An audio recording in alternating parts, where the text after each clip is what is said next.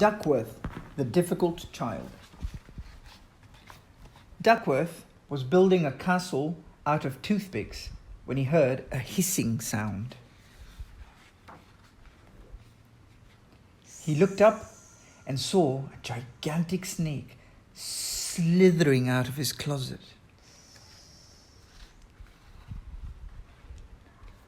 Duckworth dashed downstairs, where he found his parents sitting together on the sofa. They were reading a book called Dealing with Your Difficult Child. "A huge snake came out of my closet," said Duckworth. "I think it's a cobra." "According to this book," said Mother, "you're too old to be imagining monsters under the bed, Duckworth, or snakes hiding in your closet for that matter." "But it's a real snake," Duckworth insisted. "It hissed at me." "It's all in your head," said Father. "It says here, you'll forget such nonsense if we give you chores to do. Please wash the dishes, Duckworth, and when you're done with that, take out the garbage and mow the lawn." By the time Duckworth finishes his chores, he was so tired that he had, in fact, forgotten all about the snake. But after taking a nap, Duckworth was practicing his recorder when the cobra slithered right up and swallowed him whole.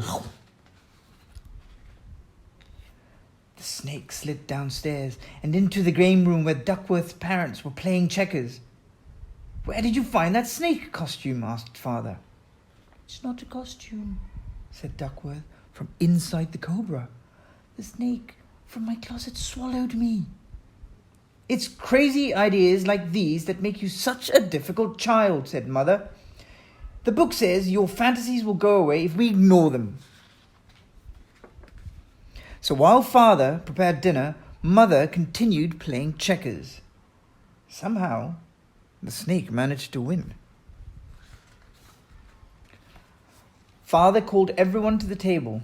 The snake slithered up onto Duckworth's chair. "The book says we're supposed to include Duckworth in mealtime conversations," said Mother. "Excellent," said Father. "How was your day, Duckworth?" "Terrible," said Duckworth. "I'm stuck inside a snake." "Please use your fork and knife, Duckworth," said Mother. "You're too old to be eating like an animal." After dinner, Duckworth's parents went out for a stroll. The snake followed them. They met Mr. and Mrs. Snodgrass and stopped to chat. "I see Duckworth's wearing his snake costume," said Mr. Snodgrass. "It's not a costume," said Duckworth. "A snake swallowed me." "Oh my," Mrs. Snodgrass said with a chuckle. "What a vivid imagination." "Yes," Mother agreed. "That's what makes him such a difficult child." "Luckily, we bought a book on how to handle difficult children like Duckworth," said Father. "It says to keep him busy with playmates, so tonight we've invited his cousin Digby for a sleepover." "Oh no!" cried Duckworth. "The snake will swallow Digby too." "Don't be ridiculous," Mother cried. "Digby is afraid of the dark. He'd never get inside your silly costume." "Digby won't have any choice," thought Duckworth. He had to free himself at once. Fortunately, by the time they got home, Duckworth had thought of a plan. He had once seen a snake charmer in a movie. The man had controlled a cobra by playing his flute. Duckworth felt around in the dark, found his recorder. Then he played the same tune the snake charmer had played.